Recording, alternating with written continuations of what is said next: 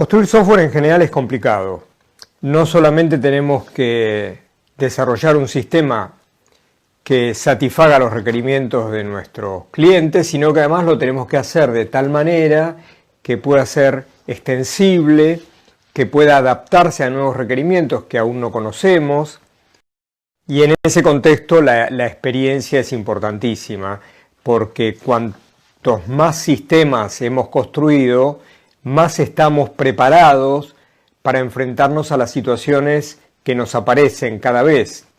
Sobre todo porque muchas de esas situaciones que aparecen ya las hemos visto en otra oportunidad, ya hemos resuelto situaciones semejantes, y eso es lo que hace que quien tiene experiencia sea diferente a quien no la tiene.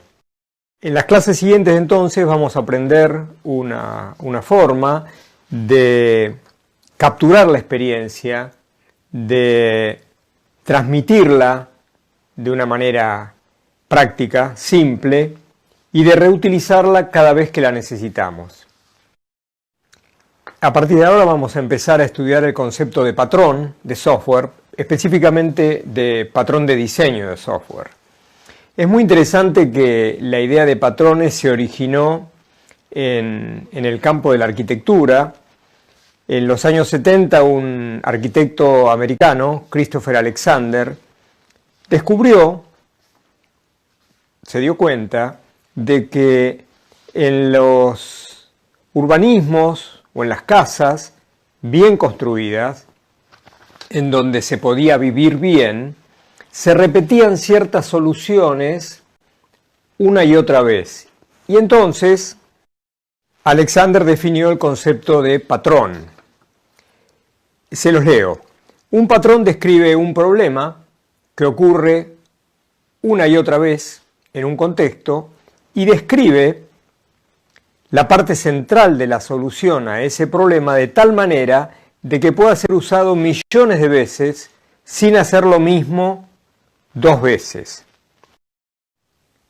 Según Alexander, un patrón es un par problema-solución, que además tiene una característica importante, que es que los problemas son recurrentes, o sea, son problemas con los que nos vamos a encontrar una y otra vez, y las soluciones son las buenas soluciones a esos problemas, las soluciones que se utilizan más usualmente.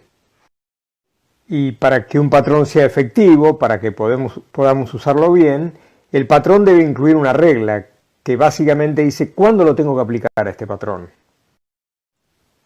Para darles un ejemplo simple de qué cosa es un patrón y además cómo encontramos patrones, cómo nos damos cuenta que algo es un patrón, imagínense la siguiente situación. Hace muchos años, 30, 40, cuando todavía no estaba estandarizada las conexiones eléctricas, nosotros nos mudamos a vivir en una casa nueva, nos compramos una heladera y la queremos poner a funcionar para que cuando vengan nuestros amigos tener bebida fría.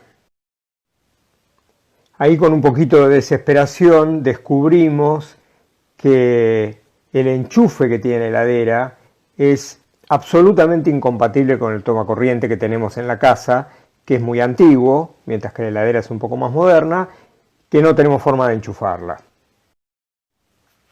Es la primera vez que nos encontramos con esa situación, es la primera vez que estamos solos teniendo que resolver un problema doméstico. La pregunta es, ¿qué hacemos? Y claramente para alguien que no tiene experiencia no hay muchas soluciones para resolver el problema. La primera es romper la pared, de manera de poder encajar el enchufe como corresponde.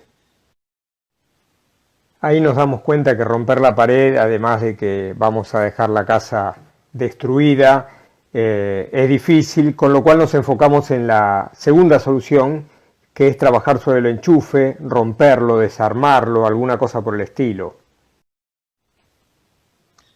Y entonces de alguno de nuestros amigos que se enfrentó con ese problema alguna otra vez, surge una solución mejor, que es ver cómo adaptamos el enchufe a la pared.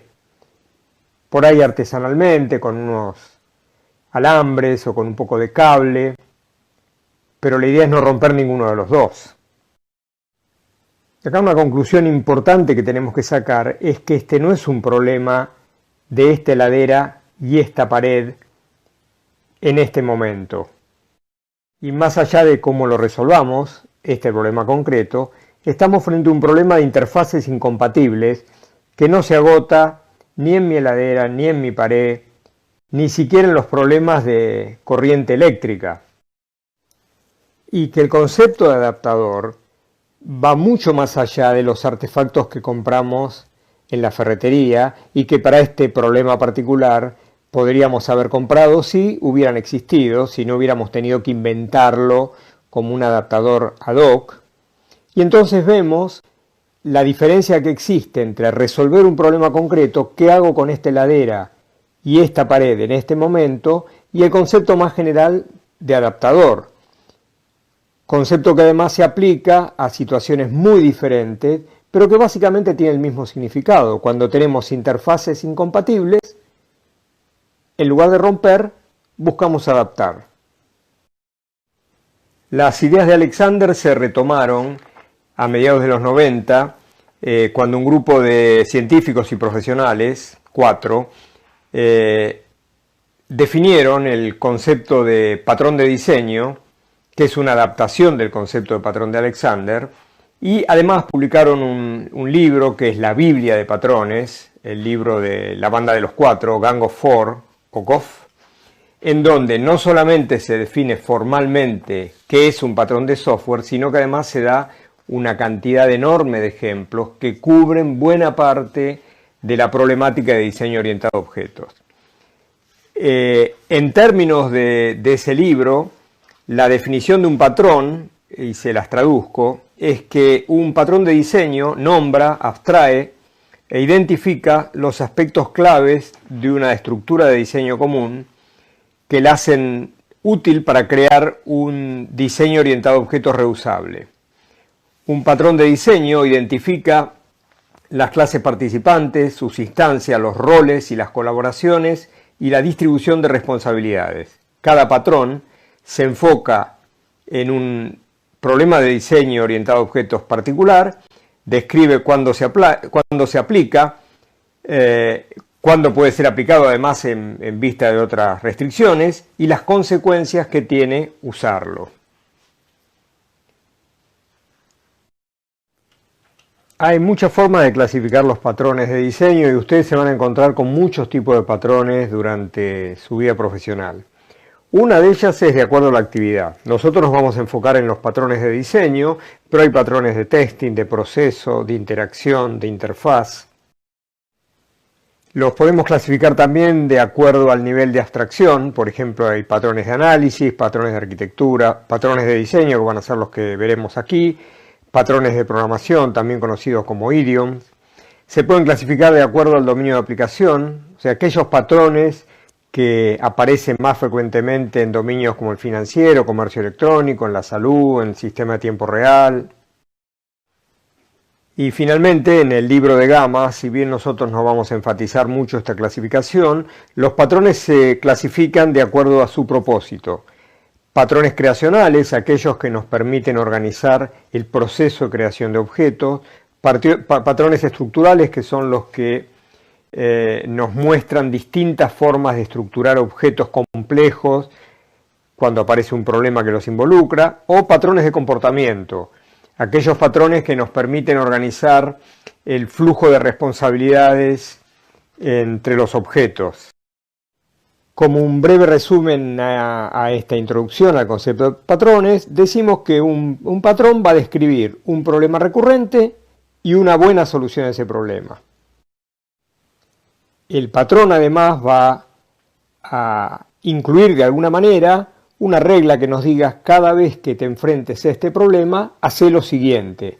Regla que si hubiéramos conocido, hubiéramos podido utilizar sin mucho problema en el caso de la heladera. Bueno, el tema es cómo hacemos para que estos patrones que vamos a ir describiendo, estos patrones de software, no terminen siendo solamente consejos de buena onda. Mirá, cuando te enfrentes con esta situación, hace tal cosa, cuando te enfrentes con esta otra, hace tal otra, y además escritos en lenguaje coloquial. Lo que necesitamos es algún tipo de formalización usando los lenguajes que nosotros conocemos para formalizar construcciones de software que nos permita de alguna manera no solamente registrar la experiencia en forma de patrón, sino eventualmente transmitirla en una forma que sea adecuada, efectiva.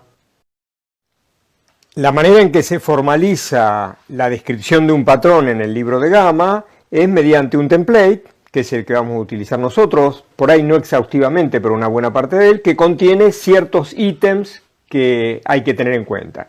El primero es el nombre del patrón. El nombre es muy importante porque de alguna manera nos permite identificar cuál es el problema o qué tipo de solución estamos utilizando. Es mucho más fácil decirle a alguien a usar un adaptador que empezar a explicarle qué cosa es un adaptador. El segundo punto es la intención, el intent. O sea, ¿qué busca el patrón? En breves palabras, ¿cuál es el problema que está intentando resolver? El tercero es la motivación. Una cosa muy importante para que la descripción de un patrón no sea excesivamente abstracta es contar una historia en donde se vea cuál es el problema y cuál es la solución. Algo así como hicimos con el caso de la heladera.